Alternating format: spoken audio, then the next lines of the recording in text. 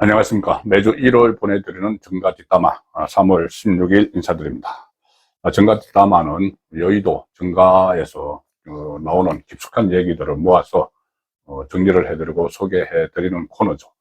오늘은 역시 최대 관심사 윤석열 대통령 탄핵 선고와 관련된 이야기입니다. 두 갈래죠. 하나는 언제 선고가 내려질 것인가, 또 하나는 어떤 결론이 나올 것인가, 기각이냐 인용이냐, 그리고 선고 날짜는 다음 주냐 아니냐, 보통 이렇게 지금 되고 있습니다. 자, 그 두 가지 핵심 사안에 대해서 여의도 정가에서 나오는 이야기, 그리고 제가 취재한 내용들을 종합을 해서 말씀을 드리고 좀 더 정확한 내용에 다가가기 위해서 좀 설명을 드리도록 하겠습니다. 일단 언제 선고할 것이냐, 이것은 최근에 돌출된 돌발적인 대형 변수로 인해서 늦어질 수밖에 없습니다. 그 이유는 잠시 후에 자세히 설명을 드릴 텐데, 어쨌든 윤석열 대통령에 대한 구속이 취소가 된 상황에서 절차적 정당성이 최대 이슈로 떠올랐죠. 헌재가 절차적 정당성을 지키지 않았기 때문에 늦어질 수밖에 없습니다. 그리고 거기다가 공장원 메모의 신뢰성, 각종건 진술의 협박에 의한 회유설, 이런 걸로 인해서 헌재가 평의를 또 오래 할 수밖에 없는 그런 상황이 돼 있다는 것이고, 그래서 일단 시일 연기는 불가피합니다. 그래서 제가 3말 4초 말씀을 드렸었죠. 3월 말이나 4월 초까지 갈 것이다. 그리고 가장 핵심은 3월 26일을 눈여겨보셔야 됩니다. 3월 26일. 3월 26일이 다음 주 수요일인데, 자, 그때 이재명의 선거법 2심 선고가 나오죠. 2심 선고가 나옵니다. 그래서 그 3월 26일은 무조건 넘겨야 되고, 헌재의 선고가 3월 26일 이재명의 2심 선고가 나오는, 선거법 2심 선고가 나오는 그날은 넘겨야 되고, 그리고 넘길 가능성이 상당히 큽니다. 3월 26일 넘어서 3월 말 아니면 4월 초 이야기를 지금 제가 들려드리도록 하겠습니다. 두 번째, 기각이냐 인용이냐. 기각을 할 것인가 인용을 할 것인가. 기각이 되면은 대통령 직무에 복귀를 하고, 인용이 되면은 조기 대선이 치러지는 상황이죠. 근데 현재 분위기는 헌법재판소의 기로가 어떤지, 이런 것들 여러 가지 어떤 전망치가 나오지만은 다양한 각도로 이제 분석이 되고 있지만은 헌재에서 공식적으로 이런저런 이야기를 공식적으로 하는 건 없기 때문에, 어떻게 보면 여러 가지 이제 전해 들은 이야기, 저도 이제 그렇게 말씀을 드리는 것이죠. 그리고 간접 취재를 한 그런 것들인데, 오늘은 좀 새로운 각도로 이 헌재의 분위기를 한번 살펴보도록 하겠습니다. 헌재가 일단 내부적으로는 아마 결론에 지금 도달을 다 했을 겁니다. 왜 그러냐면은 평의라는 걸 하고 있죠. 11번의 결론이 끝나고 나서 헌법재판관 8명이 모여서 평의를 하고 있는데, 그 자리에서는 각자 핵심 쟁점 5개에 대해서 의견을 밝히는, 그래서 이것은 위헌이다 아니다, 위법이다 아니다, 그래서 이거 기각을 해야 된다 아니다, 인용을 해야 된다, 이런 의견을 이제 쟁점별로 밝히는 단계이기 때문에 헌법재판관들은 다 알죠. 자기들끼리는 이게 어떻게 될 것이라는 게 다 감을 잡죠. 6명이 되느냐 안 되느냐, 인용이 필요한 6명이 되느냐 안 되느냐, 다 감을 잡고 있기 때문에 헌재 안에서는 거의 다 분위기가 다 재판관들 사이에서는 알 수가 있죠. 그런데 그걸 파악을 또 하겠죠. 윤석열 대통령 쪽이나 이재명 쪽이나, 이재명의 빨대 이야기를 제가 말씀드렸다시피 다 파악을 합니다. 파악을 하고 나면은 이 분위기가 다르겠죠. 지금 이기고 있는 쪽, 그러니까 기각이 좀 확실해지는, 기각이나 각하가 확실해지는 쪽, 윤석열 대통령 쪽은 상당히 최근에 표정을 보면은 날씨로 따지면은 화창한 봄날 같습니다. 쾌청한 이런 지금 그 분위기를 보이고 있습니다. 물론 일부에서는 긴장감을 놓고 있는 것은 아니지만은, 왜 그러냐면은 윤석열 대통령이 구속 취소 이후에 여러 가지 메시지를 낸다는 예상도 있었고, 저도 처음에는 그렇게 해야 된다고 말씀을 드렸지만 상당히 차분합니다. 이것은 굳이 어떤 새로운 쟁점을 만들 필요가 없다는 이야기가 되는 것이죠. 이기고 있기 때문에. 반대로 진원 쪽에서는 침울하겠죠. 마치 먹구름이 들어온 덜 익은 듯한 그런 분위기, 이재명 쪽입니다. 그래서 그 내용을 중심으로 어느 쪽으로 조금 기울고 있는지 그걸 한번 살펴보겠습니다. 일단 언제 선거가 있을까? 근데 사실 지난주 14일 금요일 아니면 13일 목요일 이것을 D-Day로 잡았죠. 주로 좌파 쪽에서 그렇게 했는데 그 이유가 뭐였냐면은 그 전에 박근혜 전 대통령과 노무현 전 대통령 탄핵 선고 때를 대입을 해서 그렇게 이야기를 하는 겁니다. 뭐냐면은 박근혜 전 대통령이 91일 탄핵 소추안이 국회에서 통과된 이후에 91일 만에 헌재 선고가 나왔고 노무현 전 대통령이 63일 만에 헌재 선고가 나왔으니까 최장 91일이 걸렸으니까 한 90일 때쯤 탄핵 소추안이 통과가 돼서 90일 때쯤 결론이 나올 것이다. 고 해서 14일, 지난주 14일 D-Day다. 이렇게 언론도 그렇게 많이 전망을 했지만은 그때와는 지금 다릅니다. 박근혜 전 대통령과 노무현 전 대통령 때와 지금은 현재의 사정이 다르죠. 현재 지금 8명이고 그때도 뭐 9명, 8명 체제였는데 그때는 헌법재판소가 다른 일이 없었습니다. 다른 일. 그러니까 뭐 권한쟁의 심판 청구도 그렇고 지금처럼 탄핵 그 선고를 하는 탄핵 변론을 하고 평의를 하고 선고를 하는 다른 일이 없이 그때는 대통령 노무현 박근혜 전 대통령에 대한 심리에만 집중을 했죠. 8명, 9명이. 근데 지금은 지금 계속 일이 많지 않습니까? 무슨 권한쟁의 심판 청구도 막 쏟아졌고 이 의원식이 그 변칙적으로 한 거 그런 것도 다 그 심려를 했어야 되고 또 지금 탄핵도 전체 최근에만 해도 3명, 4명을 기각을 시켰죠. 다 그 선고를 했죠. 기각 선고. 제재감사원장을 비롯해서 이창수 서울중앙지검장 등 3명의 검사 다 이 기각을 시켰습니다. 그러면 그 사이에 일이 많았던 거죠. 업무 과부하가 걸려 있는 겁니다. 그러니까 그 전에 박근혜 노무현 전 대통령 때는 두 대통령에 대한 심리만 하면 됐지만 지금은 대통령 심리뿐이 아니고 무려 8명 지금 현재에 와 있는 게 13명이 와 있다가 그동안 8명이 전부 다 기각이 됐죠. 그래서 8대0 이런 이야기가 나왔는데 지금부터 남아있는 사람이 5명이나 됩니다. 뭐 한독수 총리를 비롯해서 그리고 조지호 전 경찰청장도 있고 또 법무부 장관도 있죠. 그래서 5건이 더 남아있으니까 이 상황에서 윤석열 대통령 거면 집중을 할 수가 없습니다. 그저께 이렇게 뭐 선고가 내려지는 것처럼 4명에 대한 기각 선고가 내려지는 것처럼 그래서 단순히 그 전 대통령들이 걸린 시간 이것을 지금 그냥 단순히 비교할 수는 없다는 것이죠. 그래서 지난주 14일 D-Day 이것은 어떻게 보면 좀 무리한 전망이었다는 것이고 그리고 이런 게 있습니다. 다른 최재해 전 감사원장 같은 경우는 현 감사원장이죠. 직무가 정지됐다가 복귀를 했는데 그러니까 현재의 변론이 종결한 지 딱 한 달 만에 결론이 나왔습니다. 2월 12일 날 변론이 종결됐는데 최재해 감사원장 선고가 나온 게 3월 13일이죠. 그러니까 한 달 하루.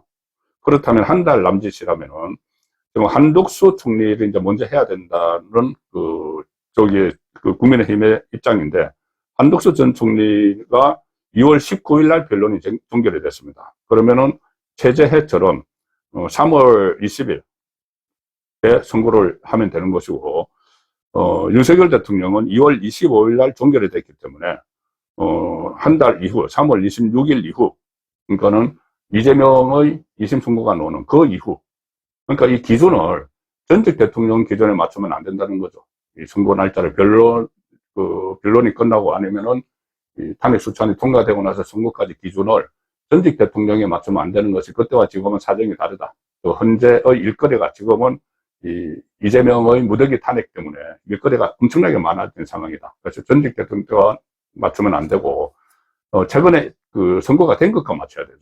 그래서 최재해 감사원장과 맞추고 그리고 또 한독수 총리도 최재해 감사 때와 맞추면은 변론이 종결되고 나서 한 달 남짓 후에 그러면은 윤석열 대통령은 다음 주가 아니고 그 다음 주 3월 말 쪽으로 갈 수밖에 없다. 그리고 3월 26일에 이재명의 2심 선고가 있기 때문에 그 이후에 선고가 나와야 된다는 겁니다. 만약에 26일 이전에 뭐 헌재가 선고를 하게 되면은 편파 졸속 논란이 일어날 수가 있어. 한 달도 안 됐기 때문에.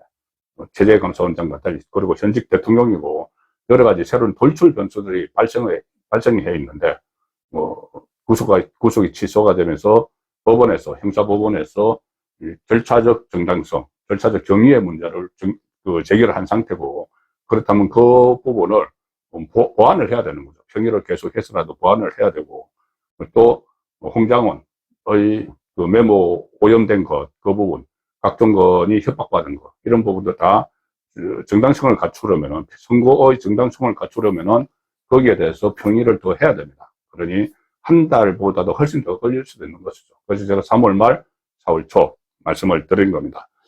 26일에 이재명의 선거법 2심 선고가 되는데, 그 전에 헌법재판소의 그 윤석열 대통령에 대한 선고가 나오면은 이 형사재판에 상당한 영향을 미칠 뿐만 아니라 정말 여러 개의 범죄 혐의가 있는 이재명에게 면죄부를 줘버릴 수가 있습니다.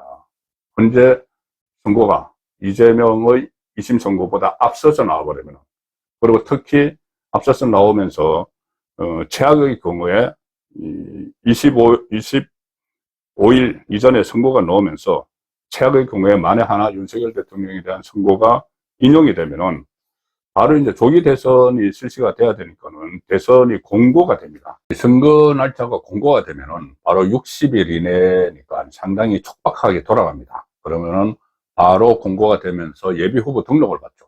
그러면 이재명은 지금 들리는 그들의 전략에 따르면은 이재명은 바로 조기 대선이 확정되는 순간 당 대표직을 내던지고 나와서 예비 후보로 등록을 한다는 겁니다. 예비 후보. 그러니까는 제1야당의 예비 후보, 나중에 뭐 경선을 거치든지 뭐 추대가 되든지 해서 그 정식 후보가 되겠지만, 일단 예비 후보 등록해서 그 자격을 갖고 있겠다는 거죠. 그러면은, 그 직후에 만약에 있게 될 이 형사재판 2심 선고에서 제1야당의 유력한 대선 주자인 예비 후보, 대선 예비 후보를 과연 제대로 선고를 할 수 있겠느냐. 일단 선고를 연기를 할 가능성이 상당히 생기는 것이고, 그것이 이재명이 노리는 거죠. 선고를 2심, 공직선거법 2심 선고를 연기할 가능성이 있는 것이고, 또 하나는 그렇지 않으면 피선거권 박탈형이 안 나오도록 뭐 형량을 확 낮춘다든지, 아예 무죄를 한다든지, 그럴 가능성이 있는 것이죠. 뭐, 제1야당의 유력한 차기 대선 후보다. 그러면은, 그때쯤 법원에 대한 압박도 엄청날 것이고, 그리고 434억 원은 또 민주당이 토해내야 되는 막 그런 문제도 있기 때문에 엄청난 압박을 느껴서 2심 재판부가 솜방망이 처벌을 하거나 아예 선고를 연결을 해서 정말 이재명이 조기 대선에 출마할 수 있는 길을 열어줄 수도 있습니다. 물론 이것은 조기에 헌재가 결정을 하더라도 이재명의 26일 2심 선고 전에 헌재가 윤석열 대통령에 대한 결정을 하더라도 그때 기각이 아니고, 기각될 가능성이 상당히 높죠. 기각이 되면야 그 다음에 이재명에 대한 선고는 그대로 쭉 가겠지만은, 만에 하나 그런 경우, 이것이 이재명이 지금 호시탐탐 노리는 것이죠. 이재명이 바라는 것이죠. 꿈꾸는 겁니다. 만에 하나 인용이 돼서 조기 대선이 확정됐을 경우는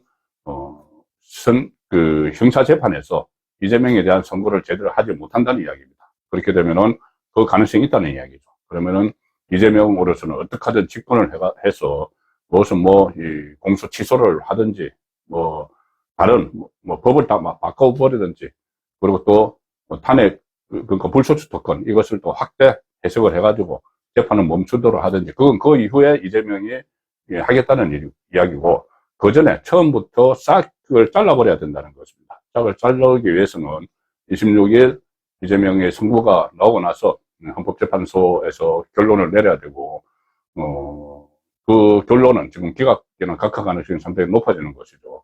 그것이 어떤 정부적인 판단을 하라는 것이 아니고, 지금 진행되는 양쪽의 시간표를 보면은 그렇게 될 수밖에 없다는 거고, 그걸 무리하게 헌재 선고를 앞당기면은 또 민심의 역풍을 맞는다는 것을 말씀드리고 있습니다. 그러니까 결국은 이재명이 신속하게 선고를 해야 된다. 이재명 쪽에서 윤석열 대통령에 대한 헌재 선고를 빨리빨리 해야 된다. 그 주장을 하면서 오늘도 집회를 하고 하는 이유가 바로 그런 데 있습니다. 이재명의 26일 2심 선고보다는 헌재 선고가 빨라야지 한가닥 희망이 보이는 것이죠. 인용이 돼서 대통령이 파면이 돼서 조기 대선이 열리는 한가닥 희망이 보이기 때문에 2심 선고 26일 전에 빨리 해치우자 하는 것이 이재명의 속셈입니다. 그래서 어쨌든 이 상황이 되면은 만약에 이재명에 대해서 26일 날 먼저 선고가 내려지면은 그러면은 민주당 안에서 이재명에 대한 손절론이 불거질 수밖에 없죠. 민주당 안에 434억 원 물어낼 가능성도 대법원 확정 판결을 하면 굉장히 커지는 것이고, 그리고 대법원 판결을 넣으면은 민주당은 무주공산이 돼버립니다. 이재명이 일극체제로 만들어놨는데. 그래서 그때부터 비명계가 이재명에 대한 손절론에 들어가면은 그 이후에 헌재가 윤석열 대통령 탄핵 선고를 하는데도 다른 정치적 외풍이 크지 않을 수가 있습니다. 그런 부분들도 감안을 하면은 결국은 26일 이후에 헌재 선고가 이루어져야 된다는 것이고, 그것이 정부적 판단을 하지 않더라도 시간표상 그렇게 될 수밖에 없다. 헌재가 제대로 하면은 절차적 정당성을 갖추면은. 그래서 선고 날짜는 3말 4초가 유력하다는 말씀을 다시 드리고, 그때 가서 그럼 기각될 것이냐 인용될 것이냐. 자, 이것은 지금 최근의 모습을 보면 좀 대비가 됩니다. 윤석열 대통령과 이재명의 최근 어떤 태도나 아니면 말 같은 것을 보면은 지금 선거를 기다리고 있는 쪽은 윤석열 대통령이죠. 근데 윤석열 대통령은 굉장히 차분합니다. 차분하고 조용한 이런 분위기인데, 이재명, 거기에 운명이 걸린 이재명은 지금 호들갑이죠. 장애 투쟁을 한다고 하고 단식한다고 하고 뭐 삭발하고 막 말도 거칠어지고 호들갑을 떠는 모습입니다. 그러면은 어느 쪽이 더 유리한 고지에 지금 있다고 바로 느껴질 수가 있죠. 어떤 쪽이 더 유리한 국면을 가고 있는 것인지. 그렇게 될 수밖에 없는 것이 양쪽이 전부 다 헌재의 깊숙한 지금 돌아가는 사정, 제가 처음에 헌재는 이미 잠정적으로 다 결론을 내렸다. 서로 이제 헌법재판관들이 봐도 다른 재판관들이 말하는 것을 보면 평의해서 이 사람이 어떤 생각을 하는 것이고, 이걸 종합을 하면은 기각이 될지 인용이 될지 그 판단을 하는 것들이 있겠죠. 그 판단을 물론 아주 대외비로 이렇게 회의를 하지만은 그래도 양쪽 진영에 갈 수밖에 없습니다. 그 내용들이. 제가 이재명 빨대 이야기를 들었었죠. 문형배든 정계선이든 이미선이든 이 좌파 헌법재판관들을 통해서 분위기를 다 파악을 하니까 이렇게 잔뜩 긴장해서 얼굴이 잿빛이 되는 그런 상황인 것이고, 물론 윤석열 대통령 쪽에서도 뭐 정보가 다 있죠. 현직 대통령인데.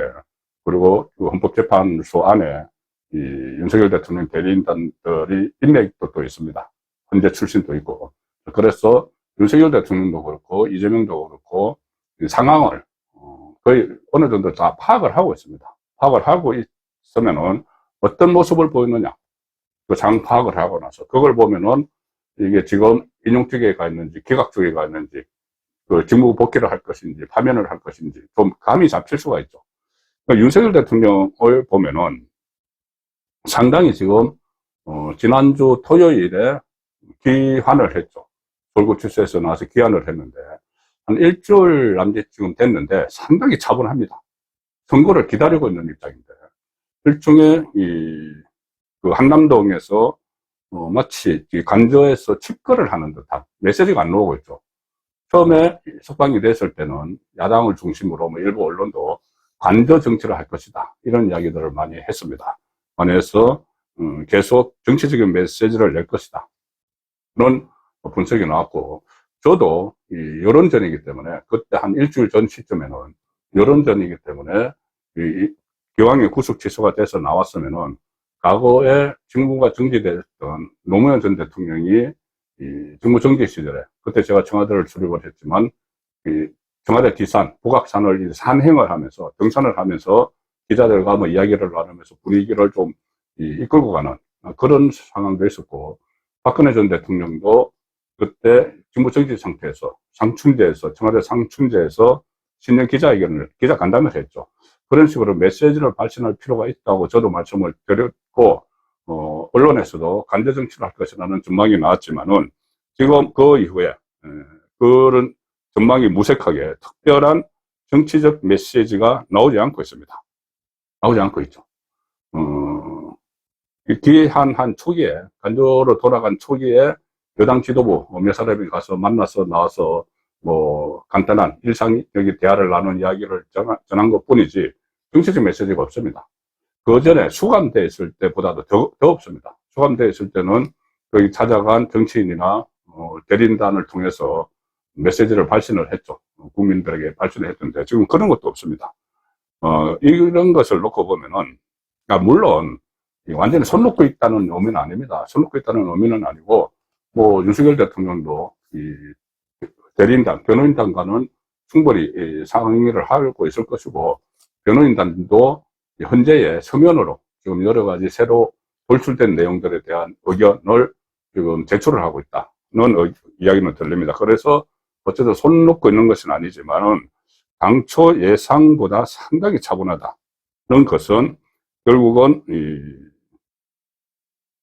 탄핵, 기각 또는 각하 가능성이 상당히 높다고 판단을 했기 때문에 새로운 이슈를 만들 필요가 없다는 쪽으로 의견이 모아졌기 때문이 아닌가, 그런 분석이 가능한 겁니다.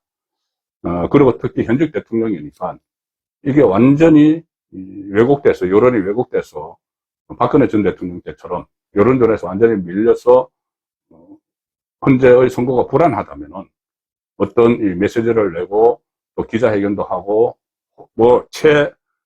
만약에 상황이 정말 안 좋다면은 광장이라도 나갈 수가 있겠죠. 근데 지금은 그럴 정도로 이것이 위험하지 않다는 분석을 다 마쳤기 때문에 이런 움직임, 정중동의 움직임이 보이는 것 아닌가, 그런 생각이 듭니다. 이렇게 되니까는 대통령 탄핵을 기정사실화하고 조기 대선 준비를 막 하던 사람들, 여권 안의 사람들도 좀 머쓱해졌죠. 이 여권 안의 사람들 움직임을 봐도 이게 그냥 기정사실로 했던 것이 아닌 것 같다. 그러니까는 조기 대선이 없을 수도 있다, 이런 생각을 하기 시작하는 것 같습니다. 예를 들어서 오세훈 서울시장이나 이 홍준표 대구시장은 준비됐던 출판 기념회, 보통 이 대선 출사표를 겸해서 출판 기념회를 하죠. 책을 발간을 하고, 한동훈도 그랬죠. 근데 한동훈은 이미 책 발간해가지고 어차피 이쪽에 오래는 해버렸으니까 또 맡기고 있습니다. 오늘도 서울 여의도 순복음 교회 갔다고 하는데 맡기고 있지만, 그래도 눈치를 살필 수밖에 없는 이 홍준표, 오세훈 시장은 책 출간도 지금 미루면서 좀 관망을 하는 쪽으로 돌아섰습니다. 이것도 현재의 분위기를 거의 좀 김체를 느꼈기 때문에 그런 모습을 보이는 것이 아닌가, 충분히 예상이 가능한 상황이죠. 반면에 이재명은 지금 현재의 분위기를 다 파악을 했겠죠. 다 파악을 해서 본인이 이제 불안하니까 윤석열 대통령은 기각적으로 나올 가능성이 높아지고, 각하든 기각이든 나올 가능성이 높아지고, 자기 2심 재판 날짜는, 선고 날짜는 다가오니까 굉장히 다급한 모습을 보이고 있습니다. 얼굴 표정부터 완전히 달라졌고, 또 총동원령을 내려서 마치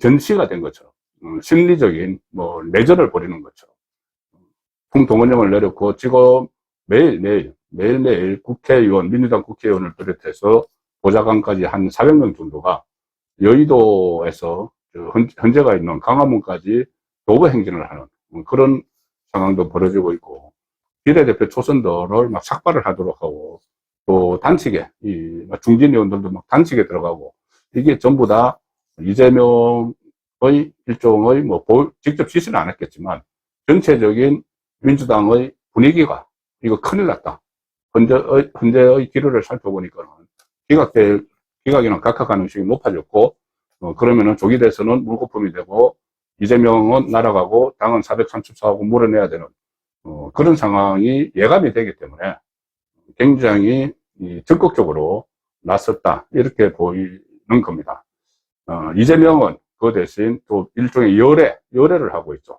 뭐 집회도 참석을 안 하고 갑자기 행진에도 뭐 여의도에서 강원까지 가는 행진도 뭐 박찬대가 대신 하고 있고, 근데 그런 이유가 무슨 뭐 암살 제보를 받았다, HID 무슨 뭐 정보사 전직 대원이 이 러시아제 권총을 밀수입을 해서 암살한다는 제보를 받았다, 이렇게 하면서 공포심을 유발시키고 적대감, 정오심을 그러니까 우파 진영에 대한 그런 것을 자기 강성 지지층에게 주입시키기 위해서 이런 말을 하면서 혼란을 막 조장하는 듯한 이 모습도, 그 모습도 왜 저렇게까지 하고 있느냐, 그걸 생각을 해보면은 헌재 분위기를 간파했기 때문이다.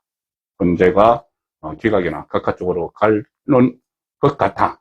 그 막판에 어떻게든 한번 뒤집어 보자, 이런 생각에서 특히 이재명의 26일 선거가 나오기 전에, 2심 선거가 나오기 전에 끝장을 보려는 듯한, 그래서 그렇게 애타게 집어넣으려고 했던 마은혁 후보자마저도 일단은 그 카드를 팽개치고서라도 26일 이전에 끝장을 보겠다는 이런 막판 역전이죠. 막판 역전. 지금 현재의 분위기는 거의 굳어져 가는데, 이런 식으로 총력전을 펼쳐서 막판에 한번 뒤바꿔 보겠다는, 아직 뭐 선거가 안 됐으니까 선거 전까지는 뒤바꿔 버릴 수 있다고 그렇게 생각을 하는 것이죠.